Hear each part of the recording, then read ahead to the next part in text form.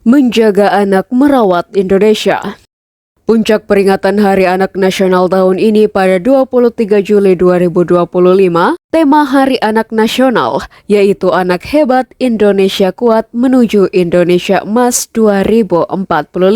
Selain tema utama, terdapat pula 5 subtema Hari Anak Nasional 2025, yaitu 1. Generasi emas bebas stunting, investasi gizi sejak dini.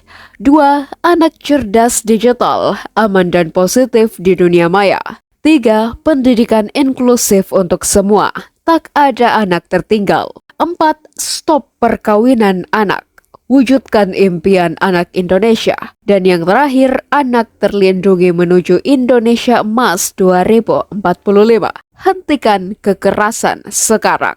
Tema dan subtema Hari Anak Nasional tahun ini menjadi sangat penting, artinya di tengah berbagai persoalan yang menimpa sejumlah anak di negeri ini. Dari soal kekerasan, bullying, pencabulan, hingga ancaman media sosial terhadap anak. Padahal sejatinya anak merupakan aset bangsa yang perlu dijaga dari berbagai persoalan yang dimaksudkan itu. Masa depan bangsa ini sejatinya terletak di tangan mereka. Karena itu semua pihak perlu terlibat di dalam menyiapkan anak menghadapi masa depan. Berkaitan dengan momentum peringatan Hari Anak Nasional tahun ini, KPAI mengajak seluruh lapisan masyarakat untuk merefleksikan ulang sejauh mana negara hadir dan mampu melindungi anak-anak Indonesia dari berbagai tantangan zaman. Di tengah gelombang digitalisasi, disrupsi sosial, serta ancaman kekerasan terselubung, KPAI menilai perlindungan anak harus dipahami sebagai upaya menyeluruh, bukan seremonial tahunan semata. Kita memang patut prihatin, di tengah gelombang perubahan zaman, anak menjadi salah satu titik terlemah di dalam perubahan itu. Meski negeri kita memiliki regulasi berkaitan dengan perlindungan anak, tetapi pada tingkatan implementasi masih cukup mengkhawatirkan. Ini ditunjukkan oleh berbagai persoalan yang dihadapi anak hingga hari ini. Perihal ini KPAI menyebut implementasinya masih menghadapi tantangan serius, terutama pada aspek penegakan hukum dan keberpihakan anggaran yang minim terhadap kebutuhan anak-anak. Berdasarkan laporan pengaduan yang diterima KPAI, sebagian besar kasus yang muncul setiap tahun ini masih berakhir dengan persoalan pengasuhan dalam keluarga. Faktanya kita belum kemana-mana, perlindungan anak masih berpusat pada masalah di rumah, padahal intervensi sudah banyak dilakukan, kata Wakil Ketua KPAI Jasra Putra. Tidak hanya itu, KPAI juga menyoroti pentingnya penguatan dari hulu. Jasra menekankan perlunya mempercepat pengesahan RUU Pengasuhan Anak sebagai pelengkap Undang-Undang Perlindungan Anak. Perlindungan, kata dia, harus dimulai sejak anak masih dalam kandungan dengan melibatkan struktur sosial paling dasar seperti RT dan RW.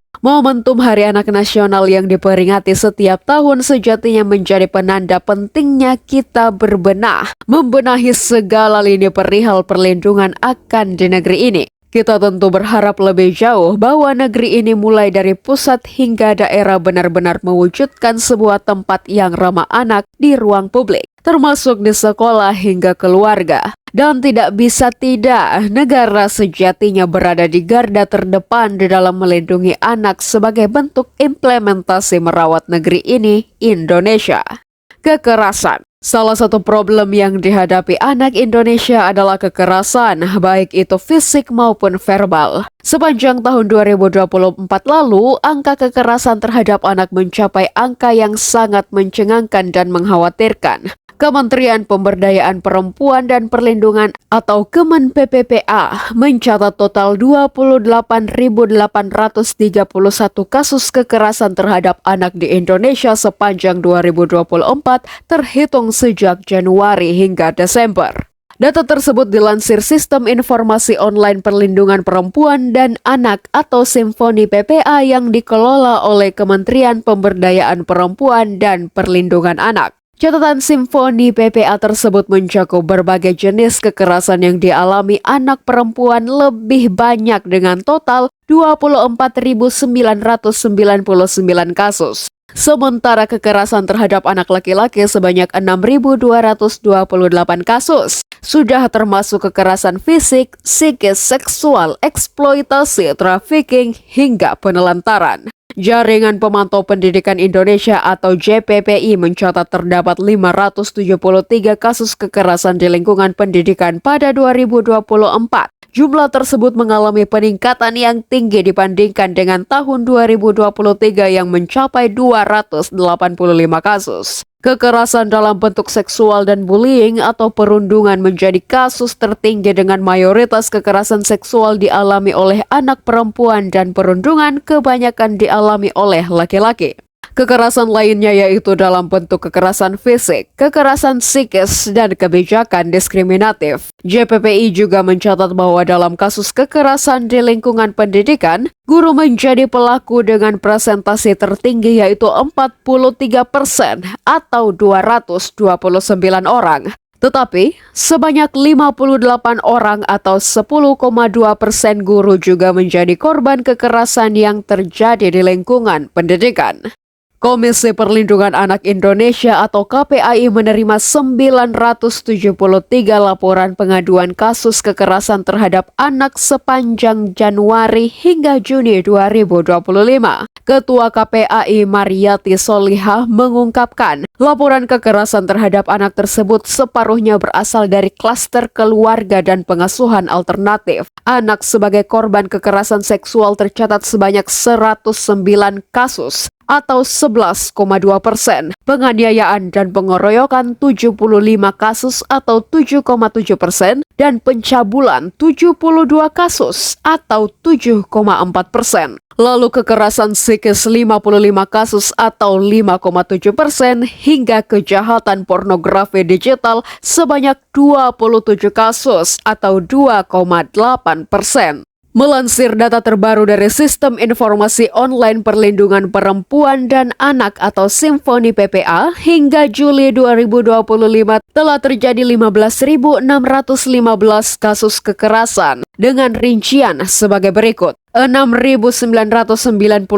kasus merupakan kekerasan seksual, menjadikannya bentuk kekerasan paling dominan. Orientasi korban adalah anak usia 13 sampai 17 tahun. Sebanyak 9.956 kasus kekerasan terjadi di lingkungan rumah tangga, tempat yang seharusnya memberikan perlindungan dan rasa aman. Sementara kekerasan terhadap perempuan dan anak di wilayah Provinsi Sulawesi Tenggara atau Sultra sepanjang Januari hingga Juni 2025 tercatat sebanyak 40 kasus. Angka ini berdasarkan data laporan yang masuk melalui aplikasi Sistem Informasi Online Perlindungan Perempuan dan Anak atau Simfoni PPA, Kepala Dinas Pemberdayaan Perempuan, Perlindungan Anak, Pengendalian Penduduk dan Keluarga Berencana atau DP3A PPKB Sultra, Zanuria, menjelaskan laporan yang terekam berasal dari sejumlah daerah, termasuk wilayah administratif provinsi. Distribusi kasus tersebut tersebar di sejumlah kabupaten kota antara lain Kota Kendari 7 kasus, Kota Bau-Bau 6 kasus, Kolaka Utara 6 kasus, Kabupaten Kolaka 3 kasus, Kabupaten Konawe Selatan 3 kasus, Kabupaten Bombana 2 kasus, Kabupaten Konawe 2 kasus, Kabupaten Buton 1 kasus, dan Kolaka Timur 1 kasus. Berbagai kasus dalam data tersebut menunjukkan bahwa negeri ini sepertinya sedang menuju darurat anak. Anak sejatinya menjadi prioritas dalam berbagai kebijakan di tingkat pusat hingga daerah. Kasus-kasus kekerasan terhadap anak dan yang melibatkan anak sesungguhnya sedang memperlihatkan betapa mengkhawatirkannya implementasi regulasi soal anak ini. Apalagi di negeri yang mayoritas pemeluk Islam, sejatinya anak menjadi prioritas penentu masa depan baik di dunia dan di akhirat. Dalam perspektif hukum Islam, ada dua istilah berkaitan dengan perlindungan terhadap anak, yakni hadanah dan al-wilayah. Jika ditelusuri dari asal makna katanya secara bahasa, hadanah merupakan bentuk masdar yang mengandung arti memelihara dan mendidik anak. Kata ini berasal dari al-hidin yang berarti al-janab atau lambung atau rusuk. Karena seorang ibu yang menjadi hadinah atau pelindung mengumpulkan anak-anak di lambung atau pangkuannya. Adapun menurut istilah, hadanah berarti memelihara anak kecil, orang yang lemah, orang gila atau terganggu jiwanya, atau yang tidak memiliki kemampuan untuk mandiri. Memenuhi pendidikan dan berbagai kebutuhannya berupa kebersihan, makanan, dan berbagai kebutuhan yang diperlukan untuk kesejahteraan hidupnya. Wilayah perwalian dilaksanakan oleh fase hadanah atau pengasuhan dan pemeliharaan. Artinya hadanah dan wilayah merupakan dua hal yang berbeda. Tetapi pada bagian lain, Al-Zuhaili membagi wilayah kepada dua, yaitu wilayah ala al-nafsi dan wilayah ala al-mal. Sebagaimana pendapat Al-Hafnawi di atas, wilayah ala al-nafsi mengandung pengertian penanganan segala urusan yang berkaitan dengan diri atau individu orang yang tidak cakap, tidak mempunyai kemampuan untuk melaksanakannya, seperti penjagaan, pemeliharaan, pendidikan, pengajaran, kesehatan, pernikahan, dan lain-lain. Adapun wilayah ala al-mal ialah penanganan segala urusan yang berkaitan dengan harta orang yang tidak cakap, yang tidak mempunyai kemampuan melaksanakannya, berupa pengembangan harta dan pengelolaannya seperti jual beli, sewa menyewa, gadai, dan sebagainya. Islam adalah agama yang mengedepankan nilai-nilai kemanusiaan dan kedamaian. Dalam berbagai ayat dalam Al-Quran serta hadis-hadis Nabi Muhammad memberikan panduan tentang perlakuan terhadap anak-anak. Perlindungan Al-Quran terhadap anak diantaranya terdapat dalam Al-Quran Surah An-Nisa ayat 9. Dan hendaklah takut kepada Allah orang-orang yang seandainya meninggalkan di belakang mereka anak-anak yang lemah, yang mereka khawatir terhadap kesejahteraan mereka. Oleh sebab itu hendaklah mereka bertakwa kepada Allah dan hendaklah mereka mengucapkan perkataan yang benar. Ada juga hadis yang bersumber dari Rasulullah yang mengajarkan untuk melindungi dan menjaga hak-hak anak. Pesan ini menunjukkan pentingnya memberikan kasih sayang, perhatian, dan perlindungan kepada anak-anak. Dalam hadis yang diriwayatkan oleh Ibnu Majah, Nabi bersabda, "Muliakanlah anak-anakmu, perbaikilah adab mereka." Walhasil, jika anak-anak hidup dalam ancaman kekerasan, ia hanya akan menjadi generasi yang lemah. Padahal Al-Quran jelas memberikan peringatan kepada manusia agar jangan sampai meninggalkan generasi yang lemah. Maka sudah semestinya kita semua bergandengan tangan mencegah terjadinya kekerasan pada anak baik di lingkungan keluarga, pendidikan, maupun lingkungan sosial karena anak-anak adalah aset masa depan umat dan bangsa. Wallahu alam bishawab.